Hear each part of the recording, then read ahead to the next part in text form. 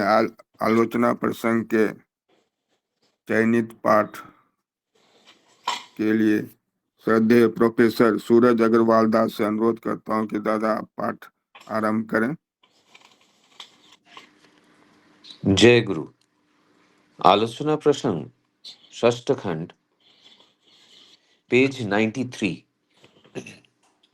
CC ঠাকুর। কে কার প্রতি মুগ্ধ হয় তাই দেখে বোঝা যায় সে लोग কেমন। सीसी ठाकुर जी कहने लगे कि कौन किस के प्रति मुग्ध होता है ये देखकर समझा जा सकता है कि वो मनुष्य कैसा है। যার নর্মাল ডেমনস্ট্রেটেড এবিলিটি, সহজ প্রতিপাদিত যোগ্যতা যত বেশি লোকের বিকামিং বিবর্ধনকে ফুলফিল পরিপূরণ করে, তার রেকগনিশন गुणेर स्वीकृति तत बेशी हवा उचित। जिसका नॉर्मल डेमोन्स्ट्रेटेड एबिलिटी यानी कि सहज प्रदर्शित योग्यता जितने ही ज्यादा लोगों के बिकमिंग यानी कि विवर्धन को फुलफिल यानी कि परिपूर्ण करता है, उसका रिकॉग्निशन यानी कि गुणों की स्वीकृति उतना ही ज्यादा होना चाहिए।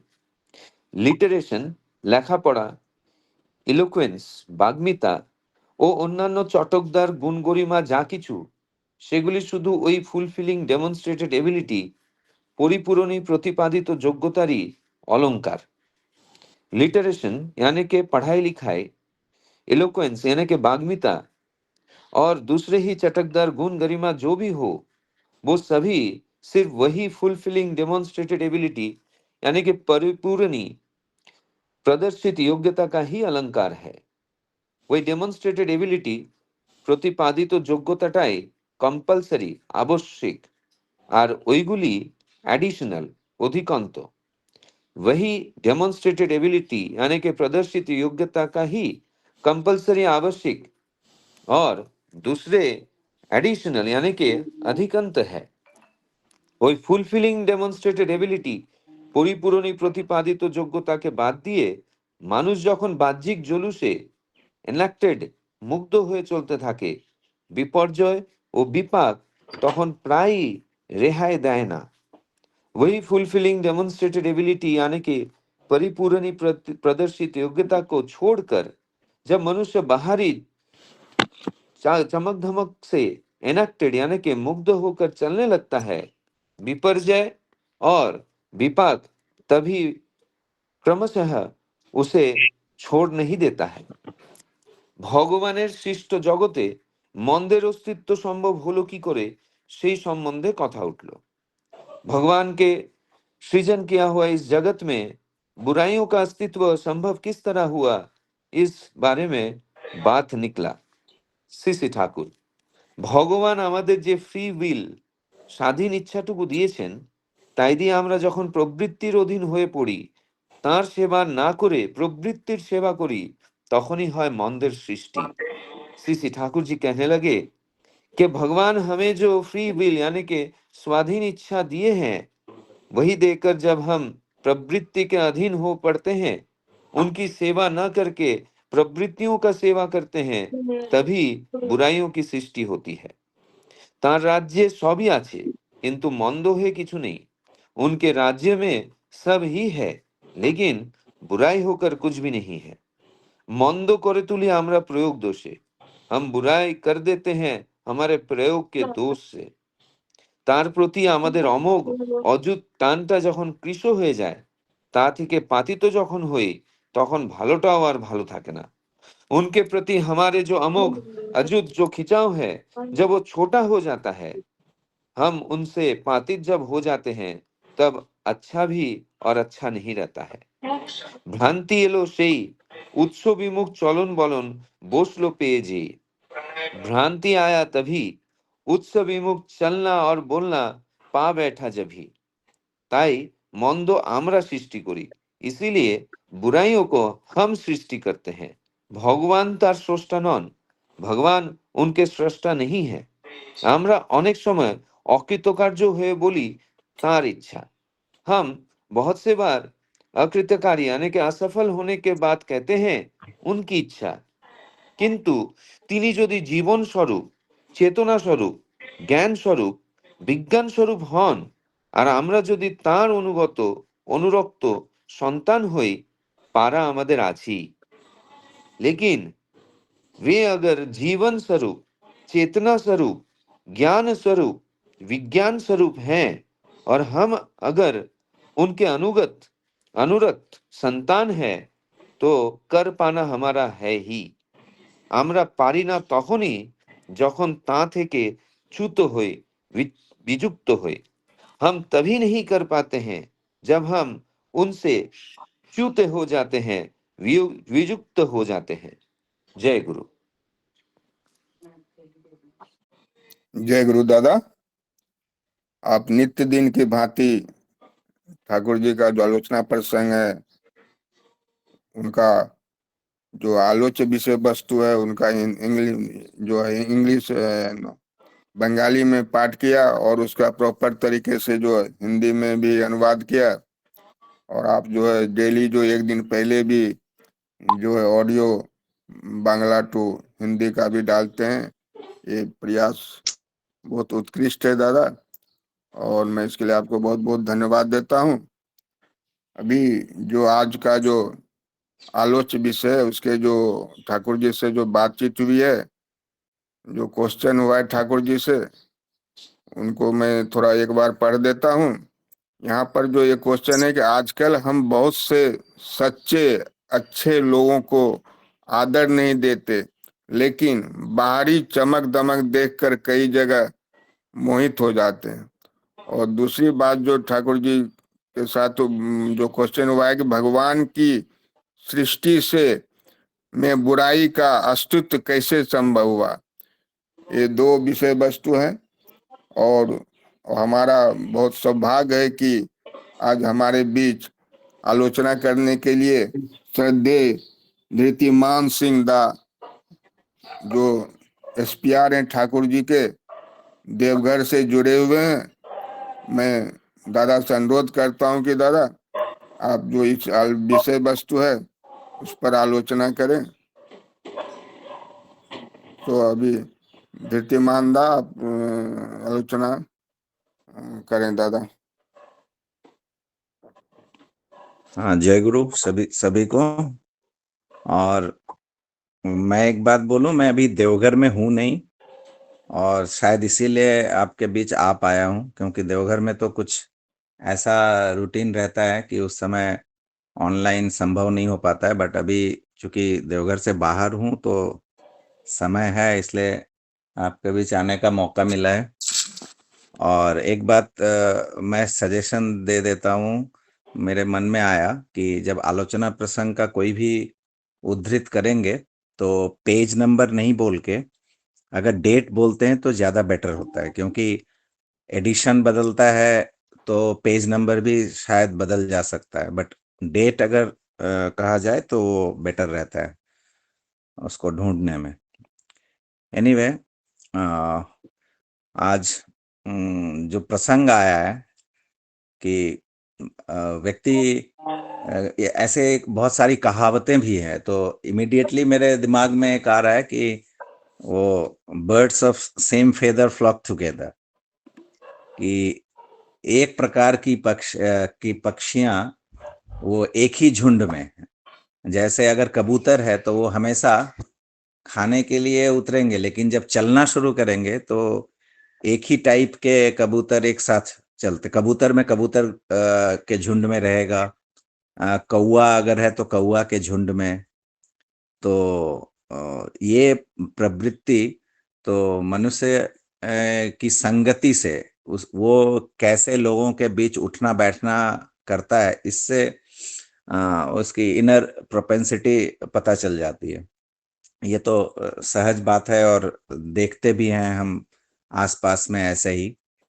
और बाकी जो ठाकुर कह रहे हैं नॉर्मल डेमोन्स्ट्रेटेड एबिलिटी, होता क्या है ना कि हम लोग बाहरी चमक दमक देखकर हम लोग तुरंत वहाँ इंक्लाइंड हो पड़ते हैं, और वो आकर्षण जब चलते हुए, जैसे एक घटना इस संबंध में याद आ रही है कि शरत चंद्र चट्टोपाध्याय के साथ जब श्री ठाकुर जी की मुलाकात हुई थी। अब देखिए, शरत चंद्र तो एक रिनाउंड लिटरेट हैं, लॉरेट हैं, जो साहित्य की दुनिया में सभी कोई जानते हैं, उनका जो डिग्निटी है, उनकी मर्यादा है, सभी उसका सम्मान भी करते हैं। बट जब सीसी ठाकुर जी के पास वो आए थे, तो सीसी ठाकुर जी से जब बात होने लगी, तो जैसा हम सभी जानते हैं कि शरत चंद्र के जितने सारे नॉवेल्स हैं, उपन्यास हैं, उनका जो विषय वस्तु है वो सभी ट्रेजेडी है। उनको कहा भी जाता है, ट्रेजेडी किंग कहा जाता है। तो जब उनके साहित्य को आप पढ़ेंगे, जब वो समाप्ति कंक्लूशन में आएगा, तो मन पूरा डिप्रेस्ड हो जाता है, क्योंकि दुखांत जिसको कहते हैं। बहुत सारे फिल्म भी हुए हैं उनके इस स्टोरीज पे। वो भी फिल्म देखने आप जाओ, थिएटर से जब बाहर निकलोगे तो आपका मन एकदम विमर्श, अवसादग्रस्त ऐसा हो ही जाता है। तो ये सब चर्चाएं चल रही थी। तो सीसी ठाकुर कहते हैं कि साहित्य का मतलब होता है कि जिसमें हित है, लोगों का हित है। तो एक जगह ताराशंकर मुखोपाध्याय, बंदोपाध्याय थे, वो भी एक बहुत बड़े साहित्यिक थे। उन्होंने अपने एक भाषण में कहा था कि मैं जब सीसी ठाकुर जी के पास गया था, तो उन्होंने मुझे साहित्य की परिभाषा दी थी कि सत्य कलश में शिव वारी सुंदर भाव से परिवेशन ही है साहित्य, यानी सत्यम शिवम सुंदरम।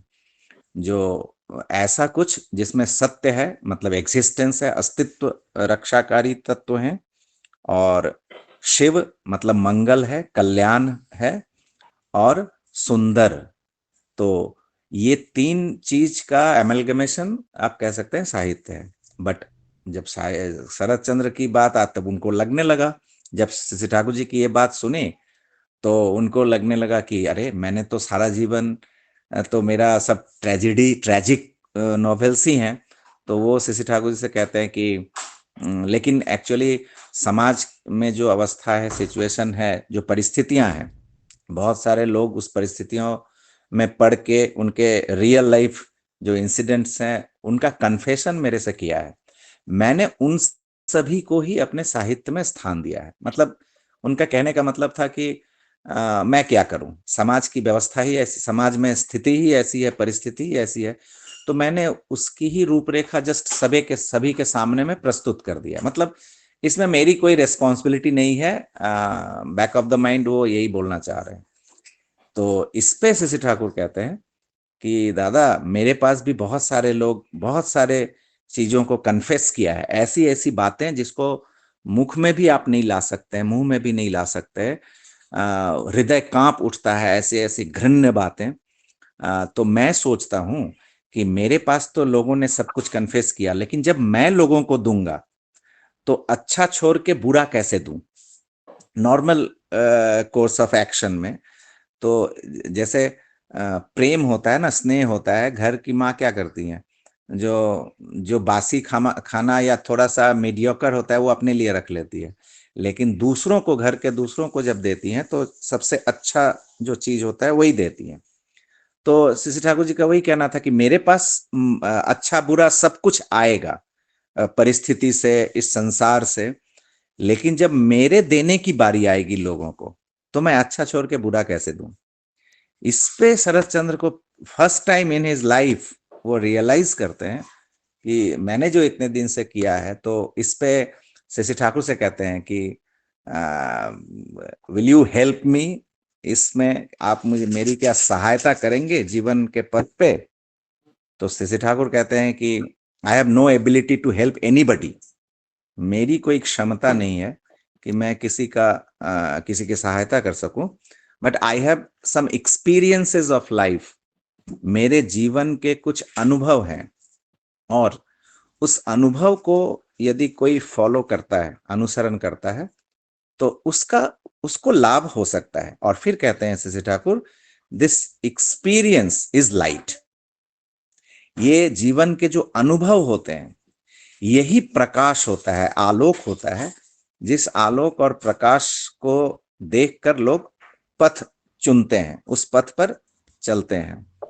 तो ये सुनकर शरत चंद्र, जो जिस बात को लेके मैंने इतनी ये घटना मैं बोलने की कोशिश कर रहा था, तो इस पर शरत चंद्र कहते हैं कि लेकिन जिसको मैंने प्रकाश समझा, जिसको मैंने लाइट समझा और उसको अनुसरण करना शुरू किया, और कुछ देर अनुसरण करने के बाद ही अंधकार नजर आने लगा, तो क्या करूं? श्री ठाकुर तुरंत दृप्त कंठ में कहते हैं कि जब भी आपको अंधकार समझ में आएगा, आप तुरंत अनुसरण करना बंद कर दें, क्योंकि ये अंधकार लेकर स्वर्ग राज्य के यात्री बनने से अच्छा है कि आलोक प्रकाश लेकर आप नरक के यात्री भी बने। तो मेरा ये कहना है कि बहुत सारे ऐसी मुग्धता जीवन में आती है, बहुत ऐसे आकर्षित व्यक्तित्व जीवन में नजर आता है जहां पर लोग दौड़ के चले जाते हैं, आकर्षित होते हैं। और वो आकर्षण भी किस कारण से होता है? वही श्री ठाकुर कहते हैं कि जिसकी प्रवृत्ति जैसी होती है तो उसी में वो मुग्ध होता है, और वो मुग्ध होकर जब चलना शुरू करता है, 1 दिन 2 दिन 10 दिन 1 साल 2 साल 10 साल किसी का, तो उसके बाद अचानक से एक ऐसा धक्का लगता है, एक ऐसा शॉक्ड होता है, जब लगता है कि अब इसके बाद क्या, तब अंधकार नजर आने लगता है।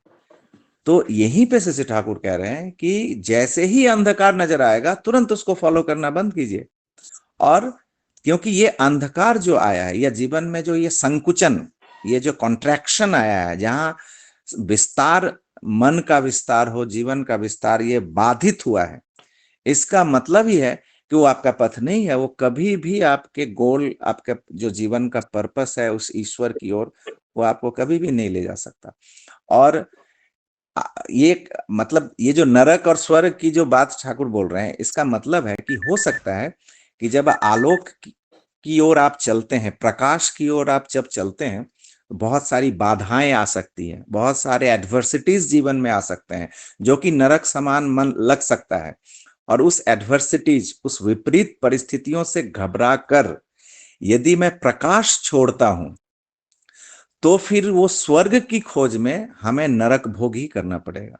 लेकिन कितनी भी परिस्थितियां कैसी भी हो, बट उस प्रकाश को संरक्षित रखकर अगर जीवन में चलूं, तो नरक भी अगर है आसपास में, तो उस नरक को भी मैं आज नहीं तो कल मेरे लिए वह स्वर्ग के समान हो जाएगा, स्वर्ग में परिणत हो जाएगा।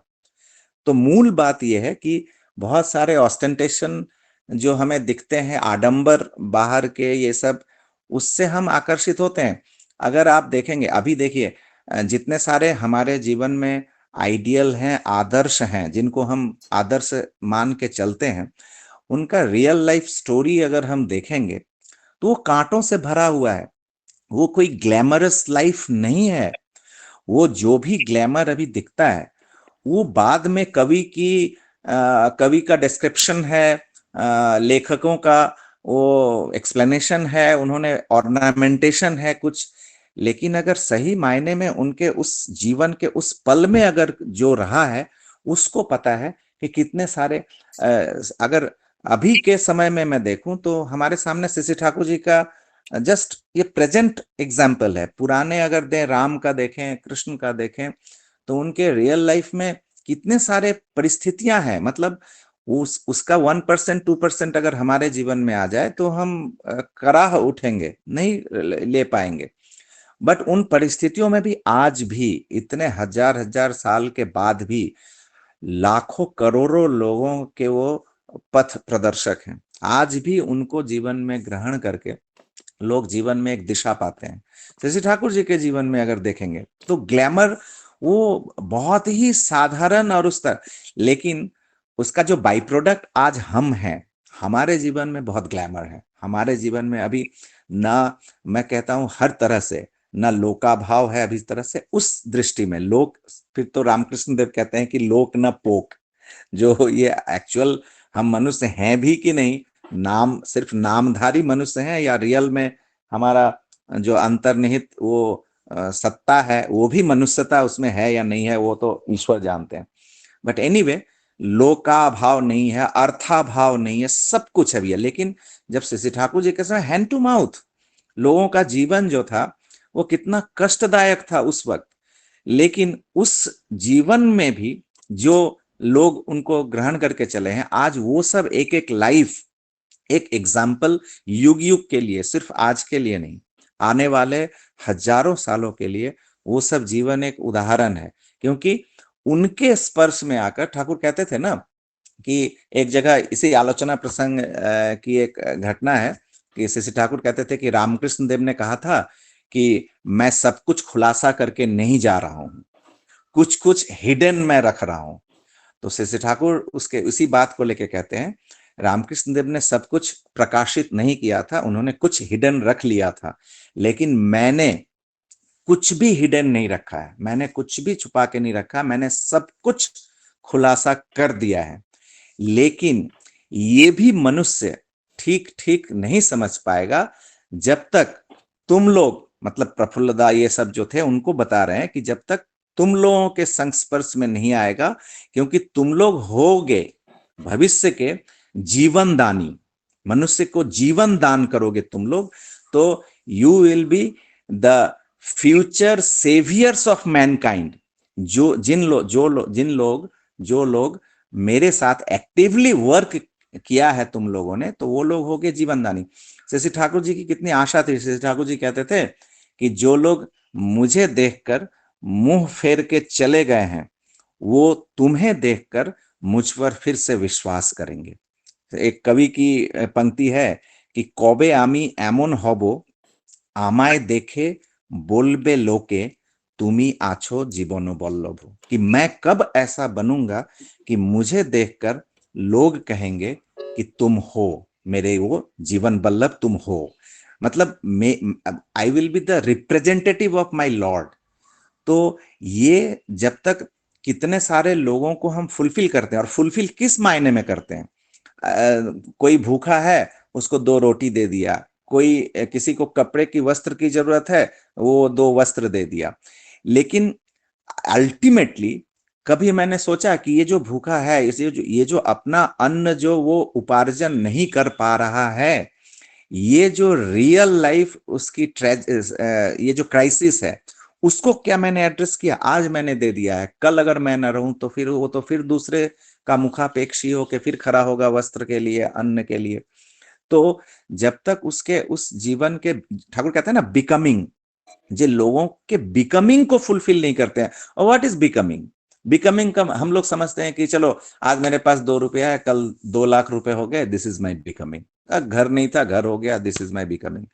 ये सब बहुत ट्रिवियल पार्ट्स हैं, छोटे से पार्ट हैं, लेकिन जो आंतरिक अंतर्निहित जो विस्तार होता है, ऐसा कौन सा विस्तार होता है कि एक जिसको कहते हैं कि पढ़ाई के उस उच्च शिखर पे पहुंच के, जो सीबी रमन के साथ जो नोबेल लॉरेट थे, उनके साथ असिस्टेंट के रूप में रिसर्च वर्क में थे, फिजिक्स के प्रोफेसर थे, ऐसा एक व्यक्ति, कौन सी ऐसी मुग्धता, कैसा आकर्षण आता है कि वो सब कुछ छोड़ के और अपने पूरे लाइफ को एक ऐसे व्यक्ति के चरण में दे देते हैं, जो व्यक्ति एक साधारण गांव में बसवास करता, जहां पे रहने खाने सब कुछ का अभाव है।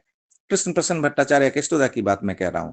और वो कृष्ण प्रसन्न भट्टाचार्य, ठाकुर जी का जितना लिटरेचर अभी हम देख रहे हैं, ये उनके ही तरह तरह के क्वेश्चंस, क्वेरीज जीवन के संबंध में जो आया है, कि आज हजारों साल तक लोगों को ये लाइट मिलेगा, ये प्रकाश मिलेगा। तो ये वही कहना है कि फुलफिलिंग इन व्हिच सेंस, क्या फुलफिल हम करते हैं लोगों के जीवन में, तो ये मुख्य बात है। तो जितने सारे, तो यही मैं कह रहा हूं कि बहुत सारे राजे महाराजे आए और गए, और ऐसे ऐसे आएंगे और जाएंगे, बहुत सारे बड़े बड़े स्टॉलवर्ड्स आएंगे और जाएंगे, लेकिन ये जो युग पुरुष होते हैं, जो फुलफिलर ऑफ द एज जो होते हैं, वो जीवन के हर परिप्रेक्ष्य में वो फुलफिल करते हैं हमारे जीवन को। और मूल, ये कहते हैं जो मूल को जो जब पूरित होता है, मूल जब पूर्ण होता है, तो उससे निकला हुआ हर ब्रांच पल्लवित पुष्पित होता है। तो ये एक बात है। बाकी अगर आप लोगों की तरफ से कुछ बात आएगी तो फिर और कुछ चर्चा चलेगी, तो मुझे यही लगता है। और सेकंड पार्ट जो है क्या मैं अभी बोलूं या इस पे कुछ बात होके फिर वो सेकंड पार्ट की चर्चा करूं, क्योंकि दोनों एक पृथक सब्जेक्ट है अगर हम देखें उस दृष्टि से। रीतिमान आप सेकंड पार्ट भी थोड़ा हाईलाइट करिए, फिर देखेंगे। ओके ओके वर्किंग डे है। ओके ठीक है।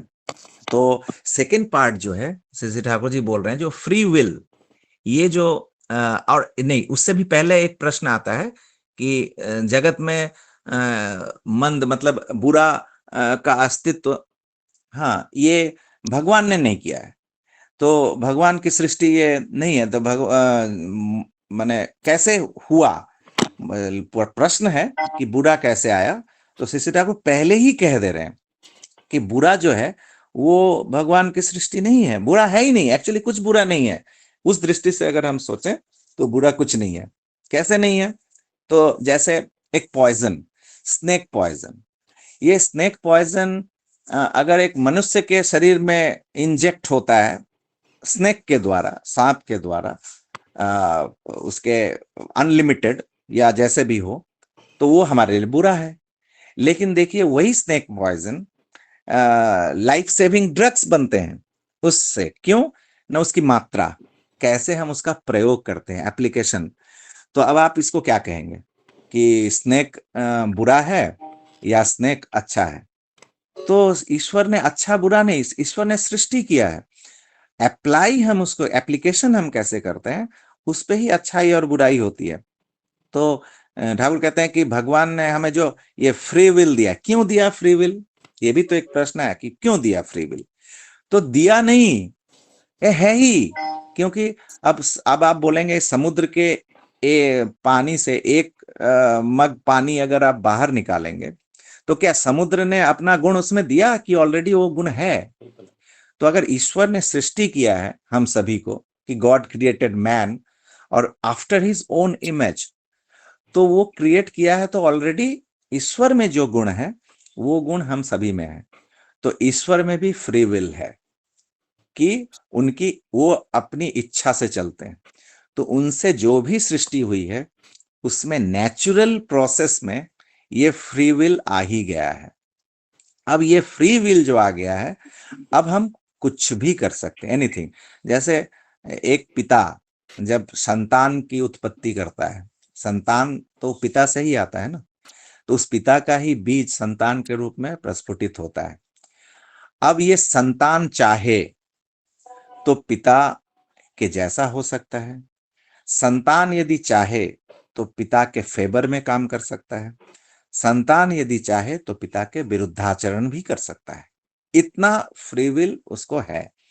तो हम भी उसी परमपिता के संतान हैं। हम अगर चाहें तो परमपिता के फॉर में चल सकते हैं और हम यदि चाहें तो परमपिता के विरुद्ध ही चल सकते हैं।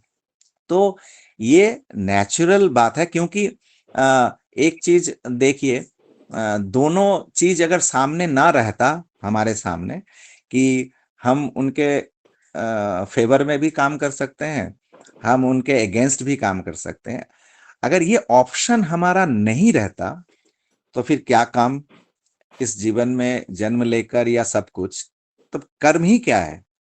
अगर लाइट ही लाइट है, प्रकाश ही प्रकाश है, तो फिर तो व्यक्ति को एहसास ही नहीं है प्रकाश का। प्रकाश का हमें एहसास इसलिए होता है कि अंधकार है। तो कहते हैं कि अंधकार is nothing but the lack of light is darkness, otherwise there is no darkness. तो डार्कनेस ही अंधकार। भूख अगर नहीं रहती तो कोई हम आप जैसे कोई भी बंदा हाथ पांव चलाता, कोई कर्म करता, तो ये भूख है बोल के ही खाने की इतनी मर्यादा है। लोग खाद्य को इतना चाव से खाते हैं या उसके अर्जन के लिए, आहरण के लिए इतने कर्म करते हैं। तो नेचुरली ये दोनों चीज अगर नहीं होता, फ्री विल का मतलब ही है, ये फ्री विल काम कैसे करेगा? अगर दो सामने दो वस्तु नहीं है, दो ऑप्शन नहीं है, तो फिर इस फ्री विल का कोई मतलब ही नहीं है। फ्री विल का मतलब ही है कि आप ये भी ले सकते हैं, आप ये भी ले सकते हैं, आप वो भी ले सकते हैं। अब आपके ऊपर है कि आप कैसे। मसल डेवलप करता है ना, जिम में आप जाएंगे तो कोई भी जिम में कोई भी इंस्ट्रक्टर अगर होगा, तो आप मान लीजिए डंबल बर्बल कुछ भी आप कर रहे हैं या बेंच प्रेस कर रहे हैं, तो अगर 2 पाउंड अगर आप इजीली उठा रहे हैं, तो वो इंस्ट्रक्टर आके तुरंत वो 2 से 3 पाउंड कर देगा, क्योंकि जो आप सहज रूप से कर रहे हैं, जो आपका इजीली कार्यक्रम आपके मसल में चल रहा है, वो आपके मसल को एक्स्ट्रा पुश नहीं दे रहा है।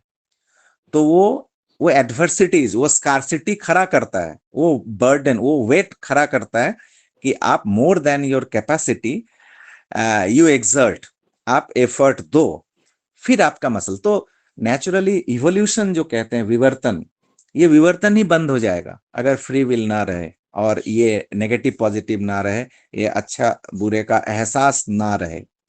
तो अब ये हमारे ऊपर है कि हम कैसे इसको अप्लाई करते हैं अपने लाइफ में, कैसे उसको लेकर चलते हैं। और ईश्वर जो है वो तो जीवंत माने चेतन स्वरूप है, जो सुपर कॉन्शसनेस जो भी आया है सब कुछ उनसे ही आया है और सब कुछ का पर्पस है।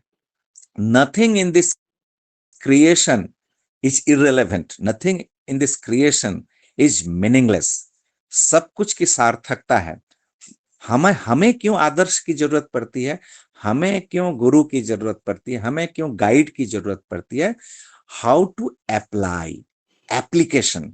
और व्हाट इज द लिमिटेशन, मात्रा, ये मात्रा ज्ञान और कैसे इसका प्रयोग करें, ये दो चीज के लिए हमें चाहिए एक ट्रेनर, हमें चाहिए ये ट्रेनिंग।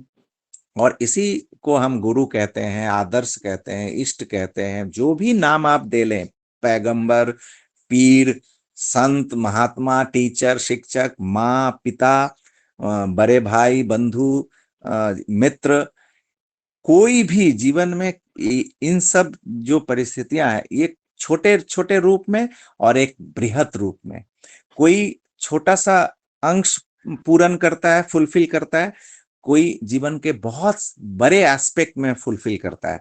लेकिन सबका यही है कि अच्छे बुरे का एहसास, कि अच्छा और बुरा इसमें हम डिफरेंशिएट कैसे करें, इसको हम चुने कैसे। तो ये फ्री विल ये होना ही है, होगा ही।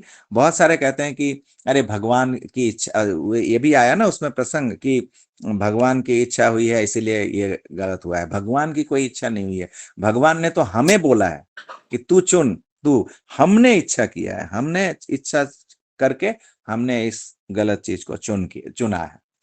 तो एनीवे ये बात है। और बस ये तो अगर कोई और बात है तो आप कह सकते हैं।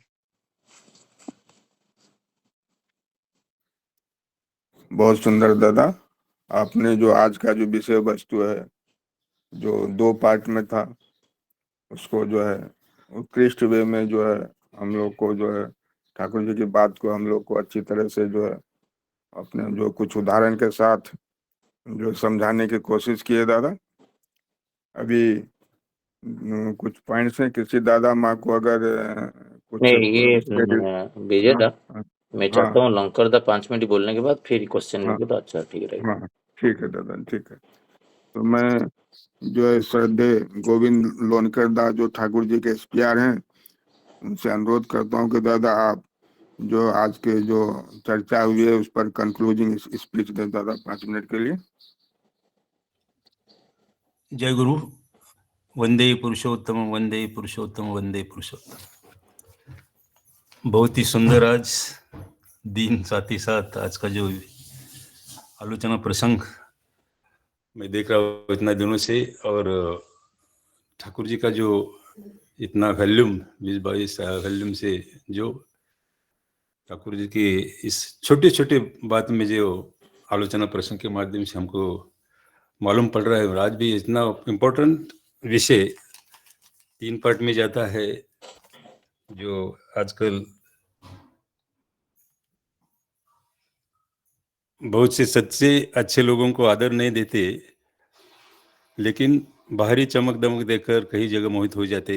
दूसरा सवाल है भगवान की सृष्टि में बुराई, और तीसरा जो पार्ट है फ्री विल, मैं देख रहा हूँ कि कल ही मैं अगर हमारे प्रिय हमारे प्रीतम दा का द्वितीय स्वरूप प्रीतम दा का नाम सुना तो लगा कि कल शायद लोग 100+ जाएंगे, और वैसा ही हुआ, 110+ हो गए। तो ये आज मैं देख रहा हूँ कि प्रीतम दा का जो एक हम बोलते हैं मल्टीपर्पज, जो उसका सर्वांग सुंदर ऐसा जो कुछ उसमें है, वो बोलने का ढंग और सामने प्रस्तुत करने का ढंग से हमको पता चलता है कि ठाकुर क्या कहना चाहते हैं।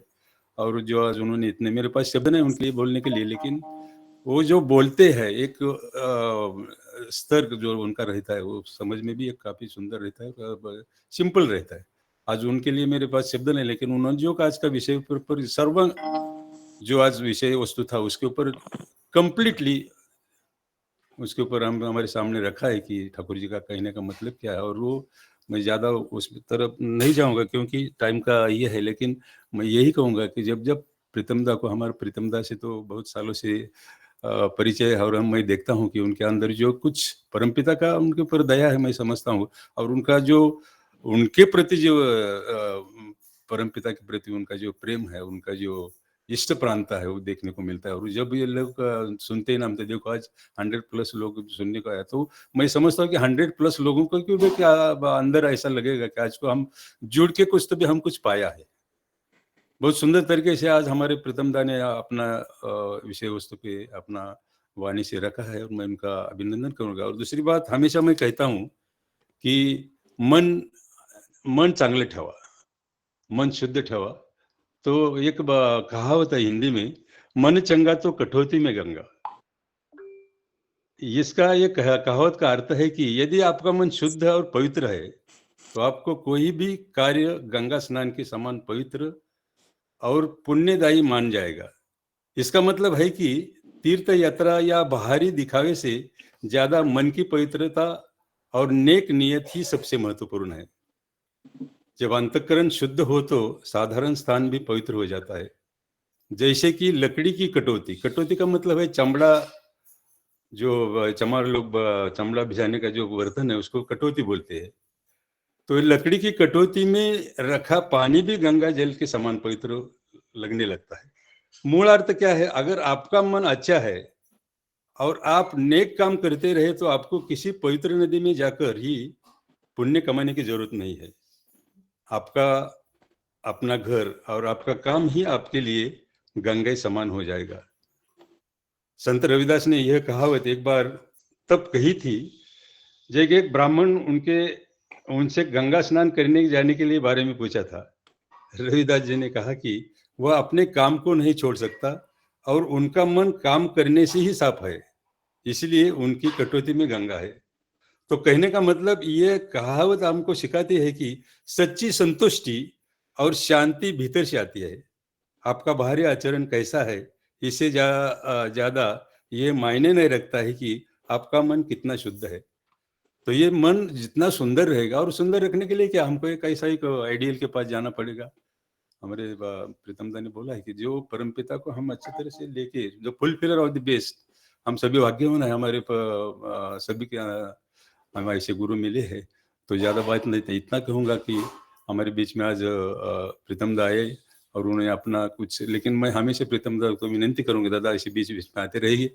आपका माध्यम से जो सुनने को मिलता है, एक प्रेरणा मिलता है, ठाकुर क्या कहना चाहते हैं, और सबका एक अंदर एक ठाकुरत्व जगने का कोशिश होता है इसके माध्यम से। तो ज्यादा बात नहीं करते हैं। और एक बार कहूंगा कि जो ये परिक्रमा चल रहा है 4 साल से, हमारे सुशांत शशिकांत भाई से अंदर से कैसा है पता नहीं, लेकिन ये माध्यम से हम ऐसा ही आलोचना प्रसंग वगैरह बोलते हैं, लेकिन पढ़ने का भी कोशिश नहीं करते, और इसके माध्यम से कुछ ना कुछ पता चलता कि ठाकुर क्या कहना चाहते। तो इतना ही, ज्यादा बात नहीं करते हुए फिर एक बार हमारे आज के मेन आलोचना जो उन्होंने अपना एक रस ग्रहण किया है इस विषय का, तो प्रीतम दा का सभी की तरफ से मैं मंगलमय प्रार्थना उनका जीवन के लिए करता हूँ, और हमेशा हंसते खेलते रहे और हमारे बीच में आते रहे। इतना ही। फिर एक बार हमारे शशिकांत भाई, हमारे सूरज दा का भी जो उनको एक आशीर्वाद है, रोज करना बहुत मुश्किल है, लेकिन वो रोज उसका बंगाली का हिंदी ट्रांसलेट करते हैं, और रोज करना बहुत मुश्किल है, लेकिन वो होता है क्योंकि परम पिता की उनका प्यार है, हमारे से विजयदा भी है, सभी है। तो इतना ही। फिर एक बार सभी का मंगलमय प्रार्थना है। वंदे पुरुषोत्तम, वंदे पुरुषोत्तम।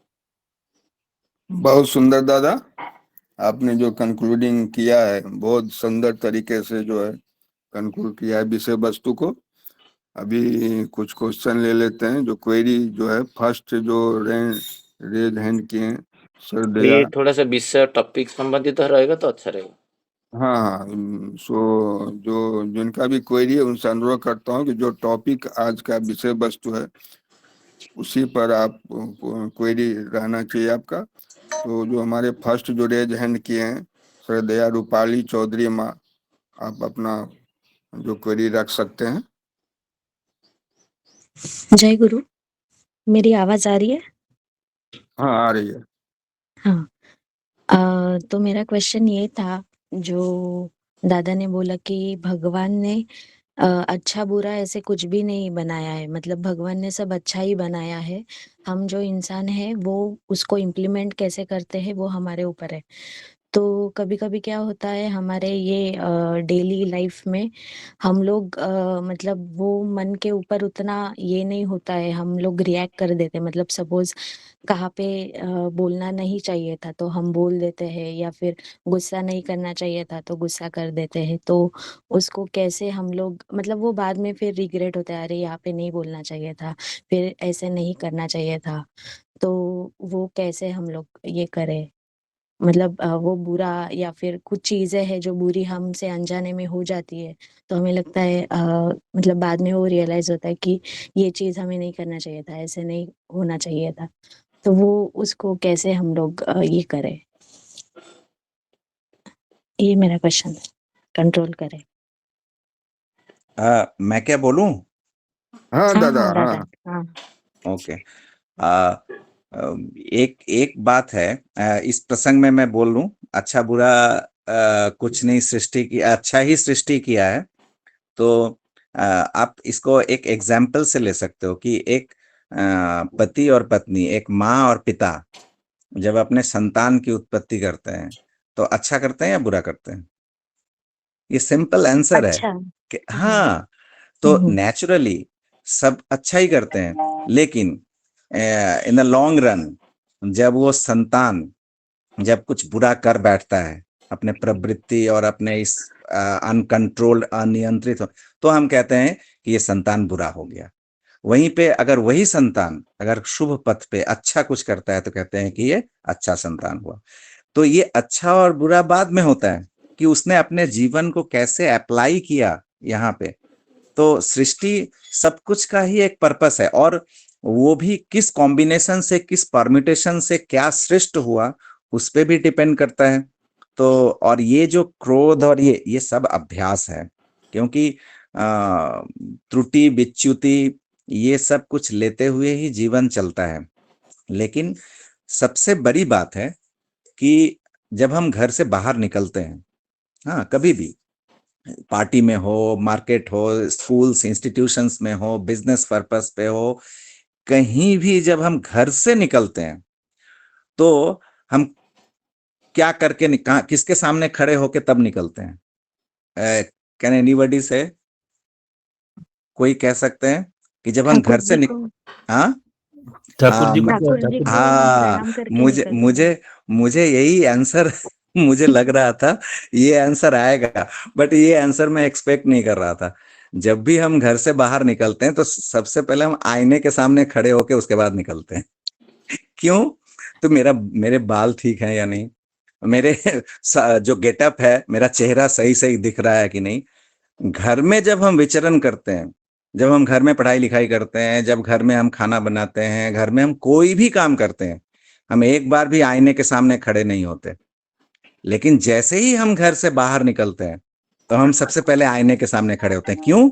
न मैं कैसा दिख रहा हूं या मैं कैसी दिख रही हूं।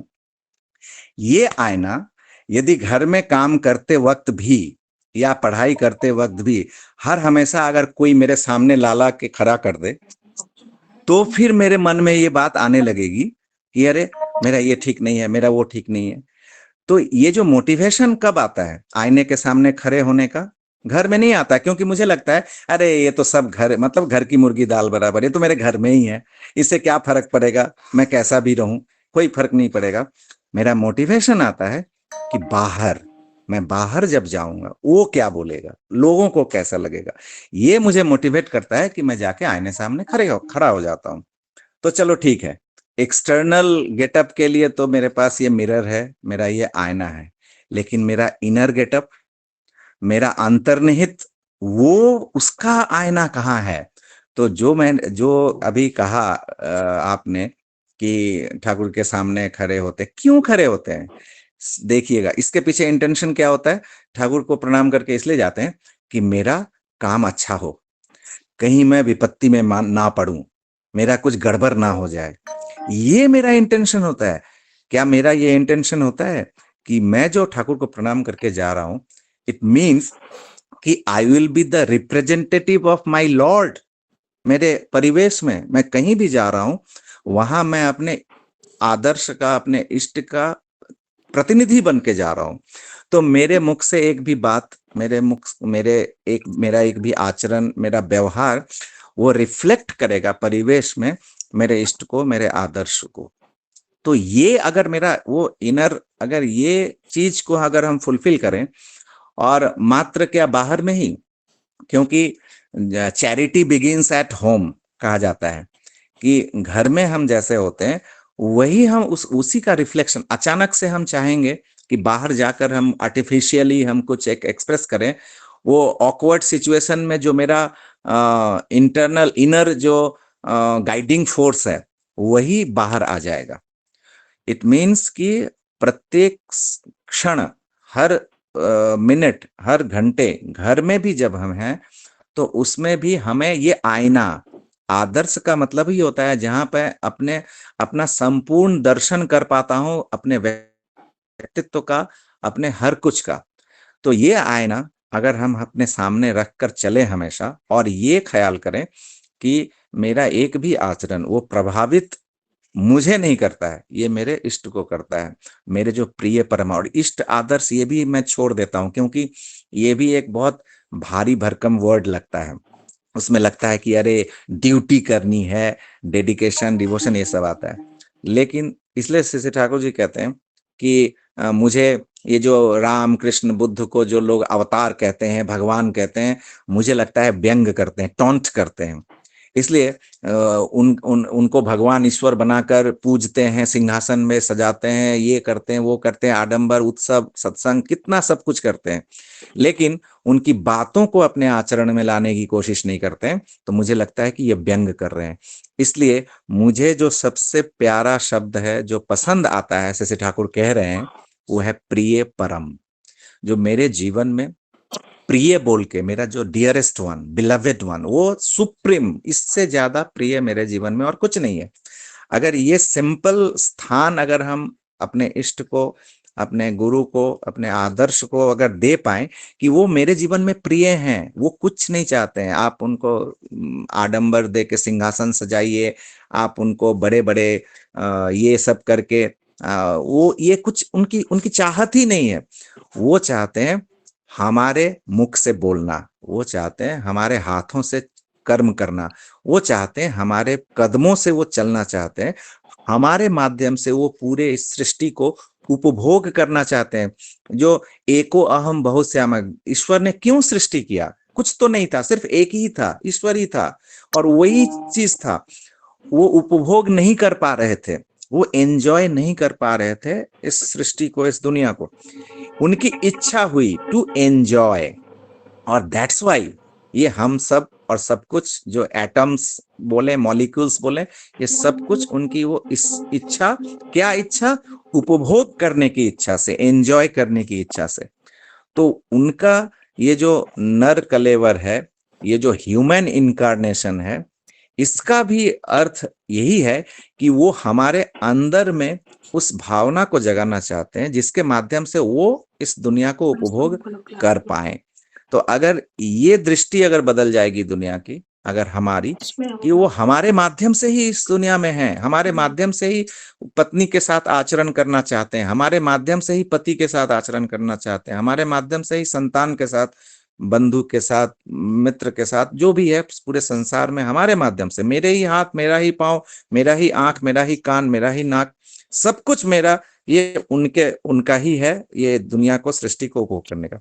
तो नेचुरली ये जो छोटे छोटे हैं, काम, क्रोध, लोभ, मद, मोह, मात्सर्य, ये सब कुछ धीरे धीरे नियंत्रित होता रहेगा। Just pin point agenda of life कि मैं उनके उस आईना, मतलब है इष्ट को जब हम प्रणाम करते हैं, दैट मीन्स कि वो एक आईना है, उसमें मैं रिफ्लेक्ट हो रहा हूं कि नहीं, मेरे शॉर्टकमिंग्स, मेरी त्रुटियां, मेरे फॉल्ट, ये जब मैं आईने के सामने जाता हूं तो मेरा एक्सटर्नल हर शॉर्टकमिंग्स मुझे नजर आता है।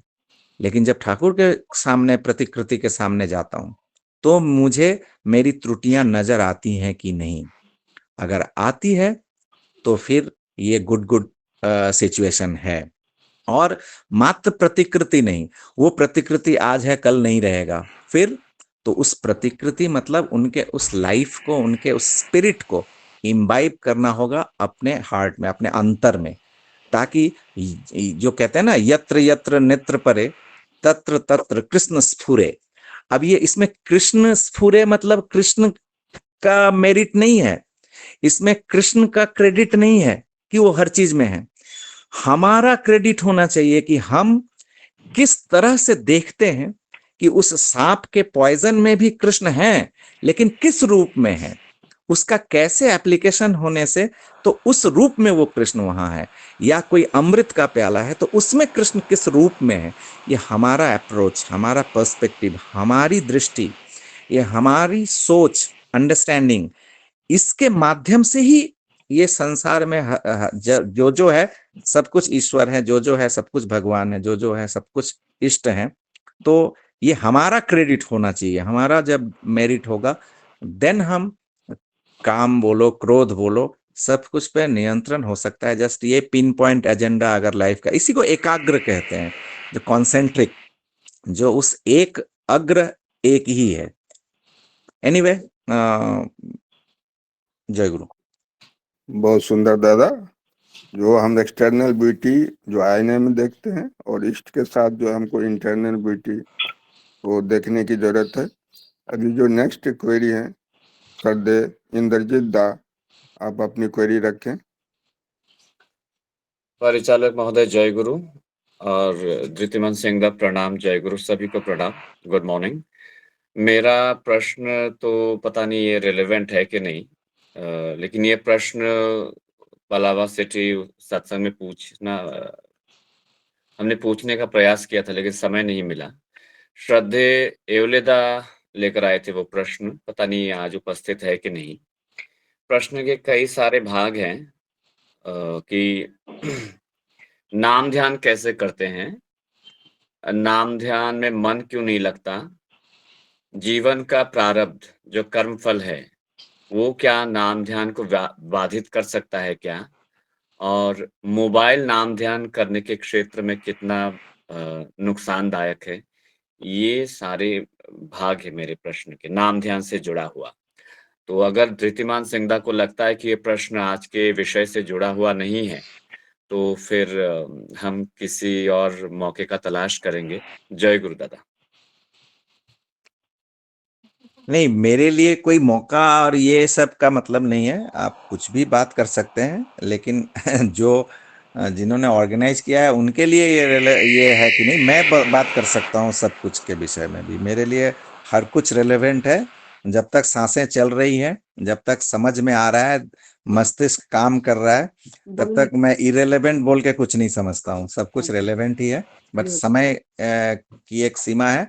बट एनीवे, अगर अनुमति है तो मैं कुछ कह सकता हूँ इस विषय पे। आप बोलिए कि वर्किंग डे तो है, मुंबई में सब लोग जाते हैं, तो जो क्वेश्चन इंद्रजीत तक किए हैं उनको आप एड्रेस करिए।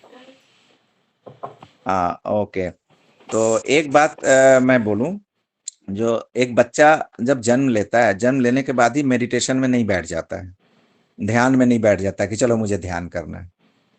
तो ये बच्चा कुछ भी नहीं करता है, वो उसकी सिर्फ इंद्रियां खुली रहती हैं, वो अपने परिवेश को देखता रहता है। तो अगर देवता का परिवेश मिलेगा तो वो देवत्व को ही इम्बाइब करने की कोशिश करेगा। राक्षसी परिवेश मिलेगा तो वो राक्षसी भाव को ही इम्बाइब करने की कोशिश करेगा, क्योंकि वो सिंपल व्हाइट पेपर, आप उस पे जो भी स्क्रैच करेंगे वो वही उसमें ले लेगा।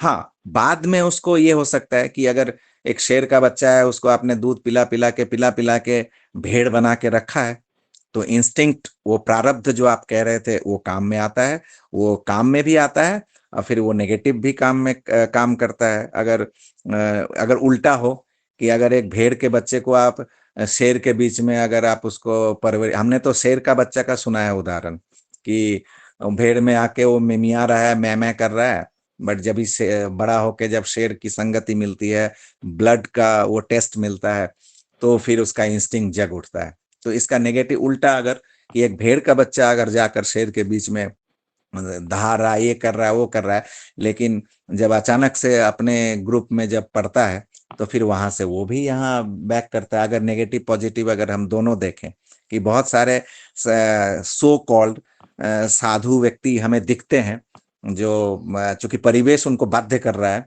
और या वेस्टेड इंटरेस्ट कुछ है जिसके कारण कि वो साधुत्व जग रहा है, लेकिन जैसे ही मौका मिलता है किसी इविल तत्व आने का, तो वहां पे उनका वो प्रेरण प्रवृत्ति वो जाग उठता है अचानक। बहुत सारे ऐसे दिखते हैं ना जो सारा जीवन बहुत सारे रेपुटेशंस, बहुत कुछ अच्छे हुए और at the end of the day last जीवन में ऐसा घटित हो गया जिसके कारण कि पूरा सब कुछ नष्ट भ्रष्ट कर देते हैं। तो ऐसा भी होता है। तो ये तो उसका प्रभाव है ही, प्रारब्ध का सब कुछ पे प्रभाव है, ऐसा कुछ नहीं है। लेकिन प्रारब्ध के होते हुए भी वो जो मैंने अभी जो थोड़ी देर पहले हमने चर्चा किया था शशि ठाकुर जी का जो फ्री विल, तो वो फ्री विल के बल पे वो कुछ भी जितना तक हो सके वो बदल भी सकता है, चेंज भी कर सकता है। और रही बात मेडिटेशन, तो ये भी एक आदत की तरह है। हमारे घर में या हमारे परिवेश में हमने देखा है बचपन से, फरवरी मार्च में पॉक्स का महीना होता है, उस समय पॉक्स इरप्ट करता है। तो एंटी पॉक्स मतलब प्रिवेंटिव बहुत सारे चीज, जैसे बहुत सारे खाद्य पदार्थ भी उस समय मिलते हैं। तो एक था नीम पत्ता और बैगन। ये नीम पत्ता और बैगन को बना के चावल के साथ पहला ग्रास जो है हमें वो बचपन से खिलाया जाता था। कौन सा बच्चा है आप बताओ जो नीम का पत्ता उसको अच्छा लगेगा?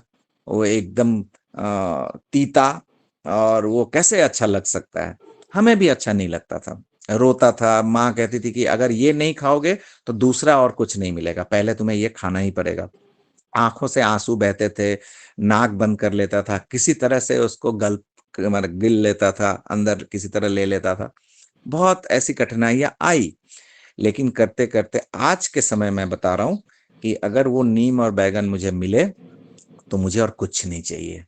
वो मेरे लिए एक डिलीशियस डिश है जो सिर्फ वो उसके साथ ही मैं पूरा भोजन कर ले सकता हूँ, मुझे और कुछ नहीं चाहिए।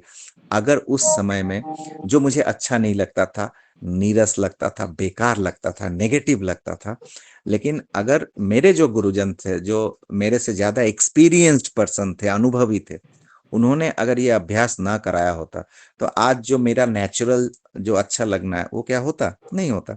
Meditation is like that. ये शुरू शुरू में नीरस लगेगा, अच्छा नहीं लगेगा, पर करते करते करते करते फिर धीरे धीरे धीरे धीरे एहसास होता है। और एक बात है, जो डिस्टर्बेंसेस होता है, क्यों नहीं होगा? डिस्टर्बेंसेस क्यों नहीं होगा? आप बताओ। अगर पेट अगर खराब है तो जब हम मेडिटेशन में बैठेंगे तो पेट में गुरगुराहट की आवाज आएगी या नहीं आएगी? ये तो नेचुरल प्रोसेस है। तो हमारा तब अब ना आए, ये डिस्टरबेंसेस ना आए, हमें क्या मेडिटेशन के समय मैं ये सोचूं कि मेरा पेट क्यों गुरगुराहट हो रही है पेट में? या मुझे पहले सोचना पड़ेगा, मेरा जो डे टू डे लाइफ है उसमें सोचना पड़ेगा कि मैंने क्या खाया था जिसके कारण कि मेरे पेट में ये प्रॉब्लम आ रहा है, जो कि मुझे मेडिटेशन के समय डिस्टर्ब कर रहा है। तो at the time of meditation सोचने की बात नहीं है। मेरा डे टू डे लाइफ में 24 आवर्स, सुबह सुबह अगर मूली खा के मैं निकलूंगा तो सारा दिन तो मूली का ही ढकार आएगा ना, दूसरा कुछ का तो आएगा नहीं। तो हमें सोचना पड़ेगा कि हम सुबह मूली ना खाएं, हम दूसरा कुछ खाएं। तो मेडिटेशन अगर डिस्टरबेंस हो रहा है तो इट्स ओके। डिस्टरबेंसेस, वो जो प्रॉपर्टीज हैं डिस्टरबेंसेस के, वो सब हैं लाइफ में, इसलिए at the time of meditation ये बाहर आता है। वो जो गन्ना होता है ना, गन्ना से जब गुड़ निकालते हैं, तो जब उसको अग्नि पे डाल के उसको जब प्रोसेस में डालते हैं, तो क्या होता है, गंदगियां सब ऊपर आती हैं, ऊपर फ्लोट करती हैं, और उस गंदगियों को हटाते रहते हैं। ये कंटिन्यूअस प्रोसेस है। अगर कोई छोड़ दे तो क्या होगा कि वो जो गुड़ आ रहा है, जो अमृत आ रहा है नीचे से, वो गंदगियां भी उसमें मिक्सअप होकर वो उसको भी कॉन्टेमिनेट कर देंगी। तो ये कंटिन्यूअस प्रोसेस है कि गुड़ का जो वो प्रोसेसिंग चल रहा है, और उसको ऊपर से जो बाहर गंदगी जैसे ही ऊपर आ रही है, उसको हटा रहे हैं। ये हटाते हटाते एक समय आकर वो गंदगियां नहीं रहती है, फिर वो गुड़ रहता है। मेडिटेशन के प्रोसेस में भी वही है। जब आप ध्यान करेंगे तो आपके लाइफ में जितने सारी बातें हैं, जितने सारे घटित हुए हैं, पर्टिकुलरली जो नेगेटिव्स हैं, जो कुछ इविल्स हैं, असत है, वो ज्यादा आएंगे बाहर फ्लोट करके। अब हमारा क्या काम है? हमारा काम है कि उन सबों को कैसे हम अपने जीवन से उसको हटा पाएं, इष्ट में कैसे सार्थक कर पाएं। इसलिए मेडिटेशन में नाम इंपॉर्टेंट है, लेकिन नाम ही और भी इंपॉर्टेंट है कि ये नाम जिसका हम कर रहे हैं, इसलिए कहते हैं कि अनुराग, लव, ये अगर ना हो तो मात्र mechanical meditation is not meditation at all. तो अगर वो प्रोसेस रहता है, और इससे घबराना नहीं चाहिए। मैं बहुत सारे जगह पे मैंने कहा भी है कि मेडिटेशन के समय, मान लो अगर आप ठाकुरबाड़ी से कभी गए हो जस्ट विजिट करके, तो आप चाहोगे कि at the time of meditation मेरा उसी ठाकुरबाड़ी का सब दृश्य मुझे नजर आए, वो आए। नहीं आएगा। हो सकता है कि ट्रेन में सफर करते हुए कोई एक बैड एक्सपीरियंस हुआ है, आपको वही पीछा करेगा। या आप आज घर में कुछ हुआ है, या आपके कर्म स्थल पर, आपके वर्किंग एरेना में कुछ एक गड़बड़ हुआ है, मेडिटेशन के समय वही आएगा। डोंट वरी, आने दो। जो भी बातें आती है, आप मत कोशिश करो कि नहीं मेरा मन वही ठाकुरबाड़ी में रहे, मेरा मन वैसे ही एम्बियंस से क्रिएट हो ना। नहीं होगा।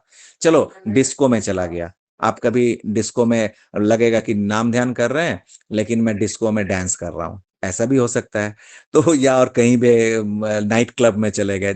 मैं कह रहा हूं कि ऐसे जीवन में बहुत सारे पल आ सकते हैं। ओके, उस पल में जहां भी परिस्थितियां हमको मुझे ले जा रही है, मेरा मन, आप जाओ, आप उसको रोको मत। लेकिन एक सिर्फ कोशिश करो कि मैकेनिकली आपका ये बीज मंत्र का जो जप है, ये कंटिन्यूअसली, ये नहीं रुकना चाहिए। कभी कभी अगर रुक भी जाता है, फिर आप उसको कंटिन्यू करो। और दूसरा है जो थॉट प्रोसेस में, कि चलो आप एक इसमें ही हो, डांस क्लब में हो, कि नाइट क्लब में हो, कि आप किसी पार्टी में हो, या आप कोई मार्केट में हो, कोई असत जगह पे हो, वहां भी आपके साथ साथ शैडो की तरह आपके वो नामी पुरुष हैं जिनका आप मेडिटेशन करो, नाम करो, ठाकुर मेरे साथ हैं। अब आपको नजर आएगा, मैंने इस तरह से बिहेव किया था, मेरे साथ ठाकुर थे, उनको कैसा फील हुआ होगा, ठाकुर क्या, अगर ठाकुर रहते मेरे जगह पे वो क्या करते, मुझे ऐसे करना है। तो जो भी नेगेटिव आता है, उसको हम अपने इष्ट के लिए कैसे पॉजिटिव बना सकते हैं, इस thought, this is meditation. Meditation मतलब ये नहीं है कि अथर्व हो के एकदम, मतलब वो कोई होता ही नहीं है। पीस मतलब हम लोग समझते हैं कि चलो हाथ पांव फैला के पड़ा रहा, कोई समस्या नहीं है, चुपचाप पड़े हुए हैं। ये बहुत नेगेटिव पॉइंट है जीवन का। अगर आपके सामने कोई कर्म नहीं है, आपके सामने कोई इस तरह का एफर्ट देने लायक अगर कुछ ये नहीं है, वस्तु नहीं है, सब्जेक्ट नहीं है, तो इस is very negative situation in your life. तो ये जो भी बातें आती हैं, आप उसको इष्ट में सार्थक करने की कोशिश करो। आप खींचातानी मत करो। आप जितना भगाने की कोशिश करोगे, देखोगे आपके सर पे वो उतना सवार होता चला जाएगा। और अगर ये आदत, चलो जो है, ये है ना, मोंदो भालो पूजार डाली तारी पाए जाए, मैंने मेरा अच्छा बुरा जो भी है, मैं सब कुछ लेके मैं तुम्हारा हूँ। मेरे अच्छे में भी तुम हो, मेरे बुरे में भी तुम हो, सब कुछ में तुम ही। और ये चीज करके अगर आप मेडिटेशन करेंगे, तो ये भी it's not like switch on off, ये नहीं है कि स्विच ऑन किया ऑन हो गया, ऑफ किया ऑफ हो गया, नहीं है। इसको करते करते करते करते करत करत अभ्यास ते जड़मती होत सुजान। तो एक समय आएगा जब देखेंगे कि आपका ये सब जो नेगेटिविटी है वो सब छंटने लगेगा। फिर हैबिट मेक्स नेचर। तो अभ्यास जैसा हो जाता है तो हम हमेशा कोशिश करते हैं, जैसे कोई भी टीचर क्लासरूम में जब जाता है, स्टूडेंट के बीच में जब बैठता है, अगर वो उस समय कोशिश करे कि अभी मुझे स्टूडेंट के सामने ठीक से व्यवहार करना है ताकि उस पर गलत प्रभाव ना पड़े, नहीं होगा। वो का अंतर्निहित कोई ना कोई एक स्टूडेंट में ही कोई ऐसा व्यवहार करेगा, कोई ऐसा एक सिचुएशन क्रिएट करेगा जिस समय मेरा अंतर्निहित प्रेरण प्रवृत्ति जो गाइडिंग फोर्स है वो बाहर आ जाएगा मेरे अंदर का। हमें कोशिश करना है कि मेरे घर में, परिवार में मेरा 24 आवर्स कैसा व्यतीत होता है वो रिफ्लेक्ट करेगा वो 1 घंटे का पीरियड में, वो क्लास में। तो मेडिटेशन भी वही है कि मेरे सारा दिन जो मेरा घटित हो रहा है, इसलिए अभी जो हम लोग बैठे हैं ये आलोचना प्रसंग, इट्स ए डाइट, ये एक खाद्य की तरह है, ये एक इग्नाइटिंग फोर्स की तरह काम करता है मेडिटेशन में। जैसे अभी जो जो बातें हुई है, इतनी सारी बातें, अभी आप बैठ जाओ, आधे घंटे सिर्फ बैठो, अभी सब कुछ छोड़ के आप मेडिटेशन करने के लिए आप बैठो, देखो झक मार के मेडिटेशन होगा, सब अच्छी तरह से होगा। तो ये भी जरूरी है कि रात के समय में अगर सोने से पहले अगर हम आलोचना प्रसंग ये सब कुछ पढ़ लें, मॉर्निंग में ब्रह्म मुहूर्त में मेडिटेशन में हेल्प करेगा। एनीवे टाइम मुझे लगता है आप लोगों का ऐसे आज मतलब वर्किंग डे है, तो बात तो बहुत है, फिर कभी होगी, बट इसको ही मैं कंक्लूड करता हूँ। जय गुरु दादा, जय गुरु दादा। बहुत सुंदर दादा। इंद्रजीत भाई का एकदम इम्पोर्टेंट क्वेरी था, और आपने जो उनका जो आलोचना किया है कि जो इम्पोर्टेंट पॉइंट निकल के आई दादा कि नाम इम्पोर्टेंट है, उसके पहले जो नामी को अगर हम इम्पोर्टेंट लेके चलते हैं तो नाम अपने आप होता है। दूसरी बात जो आपने दादा बोला कि जो गुड़ का प्रोसेसिंग जो है उसमें से जो गंदगी आती है उसको धीरे धीरे बाहर निकल जाता है, फिर गुड़ अच्छा होने लगता है। और तीसरी बात जो आपने बोला, मैं भी एक बार देवर गया था और मैं आपसे मिला था कि मैंने भी वही क्वेश्चन किया था कि नाम ध्यान कैसे करना है। आपने बोला कि रात को सोने समय आप जो है कुछ ठाकुर जी का आलोचना प्रसंग पाठ करो तो आप जो है सुबह नाम ध्यान होगा।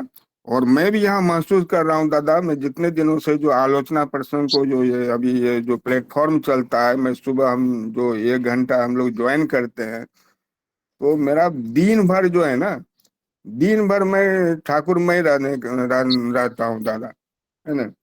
तो ये कुछ फिर हमारा अर्चना चंद्रमा हैंड रेज किए हैं। चंद्रमा, तो बोलिए कुछ। नहीं, जय गुरु दादा, सभी को जय गुरु। मैं बस इतना कहना चाह रही हूँ, धृतिमान दा को बहुत बहुत बहुत धन्यवाद। आप प्लीज इसी तरह आया करिए, आज बहुत अच्छा लगा दादा। मैं धृतिमान दा को बस थैंक्स कहना चाह रही हूँ। हाँ, थैंक यू। धृतिमान दा, ये अर्चना चंद्रमा है सेल खेर माँ का बेटी, जिसका घर पे आप गए थे, 90 ईयर से एबव जो थे, मैं आपको भेजा था, तो उनका बेटी है ये अर्चना चंद्रमा। ओके, जय गुरु, जय गुरु। जय गुरु दादा, बस यही कहना था, बीच बीच में आ जाया करिए। और थैंक यू दादा। वो जय जो गुरु दादा। फ्री विल का बात कर रहे हैं, तो उनका एक्चुअली फ्री विल का विल पावर जो होता है, मैं उस दिन अनुभव किया जे के व्हील चेयर जुगाड़ करके पालावा सत्संग में, वो तो खाली दर्शन करने के लिए, इतना बारिश में उनका पैर, दोनों पैर चल नहीं रहा था, तो व्हील चेयर में लेके वो आए थे। तो उस दिन दीतिबंदा ये के लास्ट जस्ट 2-3 मिनट में आप कुछ बोल पाएंगे तो मैं करके फिर वाइंड अप करेंगे। आज वर्किंग डे है। ये प्रसंग में श्री ठाकुर जी बोल रहे हैं जे इसलिए बुराई का सृष्टि हम करते हैं, भगवान उसका सृष्टिकर्ता नहीं है। हम अक्सर असफल होकर कहते हैं ये उनकी इच्छा है। कभी कभी बोलते हैं ना, जे जगन्नाथ जी का डोरी नहीं लगा है, श्री ठाकुर जी का दया नहीं है, दया होगा तो मैं जाऊंगा, दया होगा तो मैं अर्घ्य दूंगा, दया होगा तो मैं कर पाऊंगा। ये जो दया शब्द जोड़ के मनुष्य एक्सक्यूज कर लेता है और सारे जिम्मेदारी ईश्वर के ऊपर मैंने इनडायरेक्टली डायरेक्टली थोप लेता है। श्री ठाकुर जी इसको स्वीकार नहीं कर रहे, बोले हम अक्सर असफल होकर कहते हैं, जब अनसक्सेस हो जाते हैं तो बोलते हैं उनकी इच्छा है ये। तो इसके ऊपर थोड़ा सा दो चार लाइन बोल के फिर हम लोग वाइंड अप करेंगे। मैं इस बात को दूसरे तरह से लेता हूँ कि जैसे हम लोग ये तो बात हुई, ये मुझे अच्छा नहीं लग रहा है, आपको भी अच्छा नहीं लग रहा है, जो गलत कुछ हुआ तो ये ईश्वर की इच्छा है या ठाकुर की इच्छा है। मैं कहता हूँ जो हम लोग जो कहते हैं कि कोई अच्छा कुछ हुआ, इसमें भी जो हम कहते हैं कि ठाकुर की दया है, ये इससे क्या होता है, मुझे जस्ट एक इमीडिएट एग्जांपल है। मैं अभी दिल्ली में हूँ, तो मैं जिनके घर पे हूँ, बहुत स्ट्राइकिंग लगा है मुझे घटना कि वो व्यक्ति, एक व्यक्ति है दिल्ली में ही, मैं नाम किसी का नहीं ले रहा हूँ। तो वो इस घर में, मैं जहाँ पे हूँ वहां वो आए, कुछ सामान वामान लेके आए थे। तो घर की जो माँ है, तो उन्होंने उनसे कहा कि अच्छा, तुम तो जब भी आते हो तो फूल भी लेके आते हो, ठाकुर का यहाँ एक बड़ा आसन है, तो तुम तो हर दिन फूल भी देते हो, आज तो तुम फूल नहीं लाए। तो उन्होंने कहा कि अरे हाँ, सुबह में मैं निकला ना, फूल का दुकान एक्चुअली बंद हो गया था, खुला नहीं था, तो इसलिए मैं ऐसे ही चला आया। तो उन माँ ने कहा कि एक काम करो, तुम अभी जाओ, पार्क में, बाहर पार्क में देखो, एक दो फूल होगा, तुम जाओ और वो लेकर आओ, और फिर यहाँ ठाकुर के आसन पे तुम रखो, तुम चूंकि हर दिन लाते हो। तो वो बोला कि हाँ ठीक है, मैं ला के देता हूँ। फिर वो लिफ्ट से जब नीचे जा रहा है, तो जाते जाते सोच रहा है कि पार्क में फूल मिलेगा, अगर ना मिला तो वो सोचने लगा कि नहीं, तो अगर नहीं भी मिलेगा तो मैं अभी बाइक लेके जाऊंगा, कहीं से कहीं ना कहीं से फूल लेके आऊंगा। और फिर वो बाइक के का की ढूंढने लगा पॉकेट में, फिर नहीं मिला, कहाँ रखा। फिर वो नीचे आया, नीचे आने के बाद देख रहा है कि बाइक में वो बाइक ऑलरेडी ऑन है और चाबी भी उस पे लगी हुई है। उसका ऐसे जैसे शॉक्ड होता है ना, क्योंकि ये तो पब्लिक प्लेस है, कोई भी देखता बाइक ऐसा है उठा के लेके चला जाता, और उसका टाइम अभी और कुछ स्पेंड होने वाला था ऊपर, उसके ध्यान में भी नहीं रहता, आधा एक घंटा वो था यहाँ पे, तो कुछ भी हो सकता था। तो ये जो फूल लाने के लिए गया, फिर तो जो भी हो, पार्क में वो फूल मिला, फूल लेके फिर बाइक की चाबी लेके वो ऊपर आया। तो वो घटना वो मुझे बता रहा था कि देखिए ठाकुर जी की दया, कि ये जो फूल के लिए मैं गया नीचे बोल के, मुझे पता चला कि ये बाइक ऐसे था, मेरा बाइक कुछ नहीं हुआ। फिर एक और घटना उसने बताया कि उनका एक शॉप है ज्वेलरी का, तो उसके बगल में आग लग गई थी, लेकिन मेरे दुकान में कुछ भी नहीं हुआ, एकदम नथिंग, मेरे पास खबर भी नहीं आई कुछ भी, जो अगर कुछ ऐसा रहता तो आता, जो तुम आके देखो कहीं इधर आग बढ़ ना जाए, और बल्कि उस दुकान में पूरा जल के खत्म हो गया मेरा। तो ठाकुर की दया का वो बखान मुझसे कर रहे थे। तो मेरा तो थोड़ा ब्रेन क्रिटिकल है ना, मैं बहुत इजीली सब कुछ नहीं लेता हूँ। तो मैंने उनसे कहा कि देखो, आपका जो ये बाइक बच गया, ये आपका प्रारब्ध, आपके पुराना किसी न किसी तरह से कॉन्सेंट्रिक वो भाव था, जो कि प्रकृति at the time of crisis, अभी के समय में आपको आपको हेल्प किया। बट ये जो क्राइसिस हुआ, जो आप जो ये भूल गए, ये किस कारण से हुआ?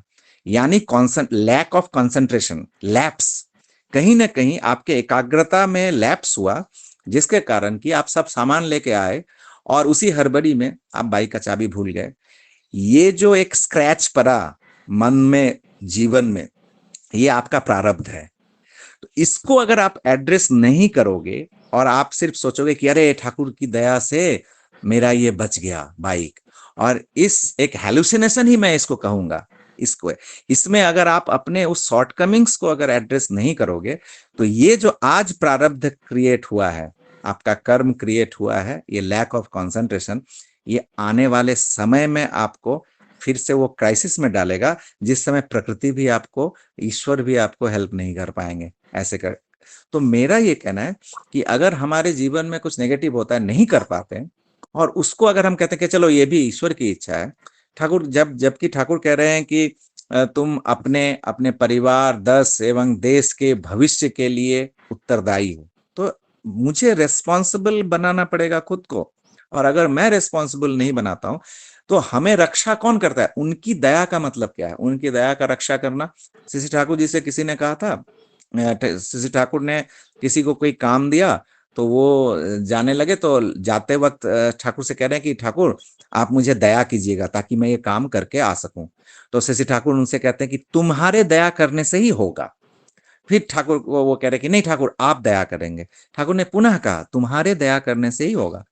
तो इस पे वो कहते हैं कि ठाकुर मैं कैसे दया करूं, दया तो आप करेंगे तभी तो मेरा काम होगा। शशि ठाकुर कहते हैं कि यही देखो तो डिक्शनरी में दया का मतलब क्या है।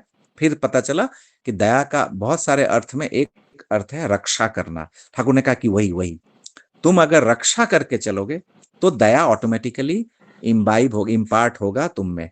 ये जो एक है ना धर्मो रक्षिता रक्षता धर्मो हतो हंति, धर्म की रक्षा करो तुम्हारी रक्षा होगी, धर्म की हत्या करो तुम्हारी हत्या हो जाएगी। यानी कर्म की रक्षा करो सुफल पाओगे, कर्म अगर तुम्हारा गड़बड़ होता है तो कुफल तुम्हारे सामने आता है। तो कुछ भी अगर गलत कुछ होता है तो यानी हमारे कर्म में कुछ ना कुछ त्रुटियां आई है। उसको यदि ठाकुर की वाणी है protect him and be protected thereby. हम क्या करते हैं रक्षा करो रक्षा करो रक्षा करो, नहीं, हमें कहना चाहिए कि हम रक्षा करेंगे रक्षा करेंगे रक्षा करेंगे। हमारी प्रार्थना होनी चाहिए, हमारा उनके पास निवेदन होना चाहिए कि मैं तुम्हारी रक्षा करूं, और ये ऑटोमेटिकली बाई प्रोडक्ट हमारी रक्षा। तो protect him and be protected thereby. तो ये एक बात है कि अगर कुछ भी अभी पलावा में मैं था तो वहां पे कुछ आए हुए थे संगठन के कुछ लोग थे, इनको पता होगा, शशिकांत दा को पता होगा। वो विश्व हिंदू परिषद, आरएसएस एंड बजरंग दल हाँ जो। हाँ हाँ हाँ, तो इनके कुछ लोग आए हुए थे रात में, तो उनसे बात हो रही थी। फिर लास्ट में मैंने कहा कि आप कभी आप देवघर आइए, तो उनमें से एक ने कहा कि हाँ जब उनका बुलावा होगा तो जरूर मैं पहुंच जाऊंगा बुलावा। तो ये बात मुझे थोड़ा अटपटा लगा, तो मैंने उनसे कहा कि आप कभी आपके घर में माँ है ना? तो हाँ माँ है, तो पिता भी हैं, तो आप जब आप कभी घर से बाहर कभी गए हैं, प्रवास कहीं हुआ है बाहर? बोला हाँ मैं जाता हूँ। तो जब आप बाहर रहते हैं तो आप क्या ये बोल पाते हैं अपने माँ को कि मेरी माँ का जब बुलावा आएगा तब मैं माँ के पास जाऊंगा, पिता का जब बुलावा आएगा तब पिता के पास जाऊंगा? ऐसा तो नहीं कहते, क्योंकि अगर आप बोलेंगे माँ को तो आपकी माँ बोलेगी अरे बेटा तू बुलावे की बात कर रहा है, मैं तो कहूं कि तू मेरे पास से कभी जा ही ना, तो मेरे पास ही रह जा। तो माँ जो होते हैं, पिता जो होते हैं, सांसारिक माँ पिता की ये आकांक्षा होती है कि मेरा संतान हमेशा मेरे पास रहे, तो वो बुलाने की अपेक्षा रखेंगे। तो जो परम पिता होते हैं वो क्या हमें नहीं बुलाते हैं? वो चाहते हैं अरे बुलाने की क्या बात है, वो तो चाहते हैं कि हमेशा हम उनके पास ही रहें, उनके साथ ही रहें। तो हमारा विल, यही पे वही फ्री विल आ गई बात, वही है जो स्वाधीन इच्छा। हम जैसा चाहते हैं वैसा ही होता है। हमारी जो इच्छा होती है वो अकबर की एक कहानी है, बस उस कहानी पे अभी नहीं जाऊंगा। बट प्रश्न किया गया था एक प्रजा ने कि ईश्वर की क्या इच्छा है, तो बीरबल ने जवाब दिया था इस पे कि आपकी जो इच्छा है वही ईश्वर की इच्छा है। अगर आप चाहो तो इन सबको क्षमा करके जीवन दान दे सकते हो, अगर आप चाहो तो इनको सजा देकर सूली पे चढ़ा के मृत्यु दान भी दे सकते हो। आपकी जो इच्छा है वही इच्छा है। कर्म प्रधान जग करी राखा, जो जस करहि तस फल चाखा। ये कर्म प्रधान ही है, हम जैसा कर्म करते हैं, और ईश्वर धर्म गुरु इष्ट आदर्श ये सब कुछ का जीवन में मायने इसीलिए है कि कर्म को हम कैसे नियंत्रित करें, हम अपने कर्म को कैसे करें, और प्रकृति के साथ कॉम्पैटिबिलिटी लेकर हम कैसे चल सकें, ताकि नेचर के साथ कभी विरोध उपस्थित ना हो। उस प्रकृति को समझें और उस प्रकृति के साथ कॉम्पैटिबल कर्म, कॉम्पैटिबल एक्शन कैसे होगा, इसी के लिए ईश्वर का आविर्भाव होता है। वो यही गाइड करते हैं कर्म कैसे करें। That's it. जय गुरु। बहुत सुंदर दादा। कर्म ही हमारे लिए प्रमुख है जैसा आपने बोला, और जो कुछ गलत या सही जो भी होता है हमारे जो कर्म में जो अच्छाई और त्रुटियां रहती है उस पर ही डिपेंड करता है। अभी मैं श्रद्धेय शशिकांत दास से अनुरोध करता हूँ कि दादा आप धन्यवाद ज्ञापन दें। जय गुरु। आज का जो विषय वस्तु था उसके ऊपर हम लोग 2 दिन से डिस्कशन तो कर रहे थे, तो आज हमारा साथ धृत्यमान दा का जो बातें सब रहा मुझे लग रहा है ये हमारा जीवन को वो इष्ट दिग में व मंगल दिग में लेने में बहुत कुछ सहायक करेगा 100%। और बाकी रहा लंकरदा हर वक्त हमारे साथ रहते हैं और लंकरदा का बातें तो ऑलवेज जीवनदायी होता है और जीवनीय होता है। उस बुक्स का बातें मैं बहुत कम सुना हूँ उनसे, उनका जीवन का अनुभूति 80% टाइम बोलते हैं। और मैं आज धीतेमंदो को अशेष अशेष धन्यवाद दूंगा। वो आज दिल्ली में है, इसीलिए एक प्रोग्राम में जम्मू का उत्सव संडे है इसलिए जा रहे थे। ऐसे बातें करते करते तो मैं पता चला वो बाहर है, नहीं तो अदरवाइज देवघर में रहते तो वो ये वाला हमारा सौभाग्य नहीं होता। तो उसको हम लोग कल मैं सोचा इसको ऑप्ट किया जाए और आज वो रह के हमारे ये जो दैनंदिन जीवन का जो डाउट्स था वो उसको उत्तर भी रखें और बहुत सुंदर रूप से। और मेरा ख्याल से वही जो उनका जो बातें रखें जे हमारा बुराई जो होता है हम स्वयं उत्पन्न करते हैं और उसका कारण है उसका प्रयोग और मात्रा। हम कौन सा चीज़ कितना मात्रा में प्रयोग करने से उसका कारण ही हम ही लोग है। और जो दया का बात बोल रहे थे, और हम जितना परिमाण में ईश्वर का बातें को रक्षा करके चलेंगे उतना परिमाण में उतना समय तक हम उनका दया का पात्र रहेंगे। मैक्सिमम टाइम वही होता है जो उनका दया होने से मैं जाऊंगा। दादा उनका दया रहेगा तो मैं निश्चय आऊँगा, उनका दया होगा तो मैं करूँगा। जैसे लगता है ईश्वर नहीं चाहते मैं वहाँ पर पहुँचूँ कि उनके पास वो बातों से, तो मेरा भी विरोध भाव बहुत लोग से उत्पन्न होता है ये बातों को लेकर। क्योंकि जो माइंड सेट चेंज हो जाता है तो फिर आपका चाल चलन व्यवहार अलग हो जाता है। तो यही बात है जे आज मैं सूरज दा को, विजय दा को और लंकर दा को और सर्वोपरि धीतिमान दा को धन्यवाद धन्यवाद ज्ञापन करूँगा। और इसी के साथ आज का आलोचना प्रसंग को यहाँ पर हम लोग थोड़ा सा टाइम ले लिए, वर्किंग डे है, फिर भी जब धीतिमान दा एक चीज़ बोलते थे, जब अच्छा चीज़ चलता है और कुछ चीज़ सुनने के लिए प्रयास होता है, ईगरनेस होता है, थोड़ा बहुत टाइम भी हमको स्पेंड करने से कुछ नहीं जाता। जिसको टाइम स्पेंड करना है वो किए और उसका लाभ भी लिए।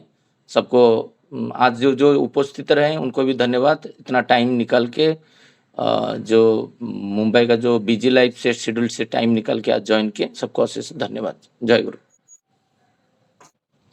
जय गुरु दादा। जय गुरु। सभी दादा माँ वीडियो कॉल कर भी जय गुरु बोल सकते हैं दूसरे को। जय गुरु प्रसन्न, बहुत सुंदर। सभी दादा माँ को जय गुरु। सभी दादा माँ को जय गुरु। जय गुरु, सबको जय गुरु। जय गुरु धीतिमान दा, जय गुरु। जय गुरु शशिकांता, जय गुरु तेलंगा, जय गुरु धीतिमान दादा जय गुरु। जय गुरु। सभी दादा माँ लोग को जय गुरु। जय गुरु जय गुरु जय गुरु। सबाई के जय गुरु। बहुत सुंदर आलोचना। जय गुरु सभी को। जय गुरु।